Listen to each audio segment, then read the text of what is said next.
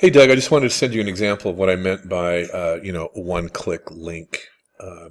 So if you look at my March 16th folder, the kids know that, whatever's due that particular day is in that folder and the links are below. So notice that as soon as I went down there, it takes you right to the link. And there's the first one. I give them directions, watch the assignment, blah, blah, blah.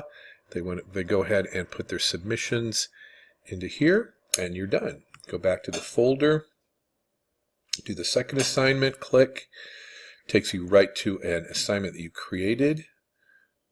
You can link up to another website, for example. You can put problems right here, whatever you'd like to do. They go ahead and do their submission, and boom, they're done for the day. And you can see that they've done both things in their agenda. Okay, it's just a very easy way for the kids to do it. They're used to doing it in a number of classes. They don't have to go search for the assignment, in other words, okay? And then they know exactly which day they missed, so they can go right to that particular day. All right, I hope that was helpful to you.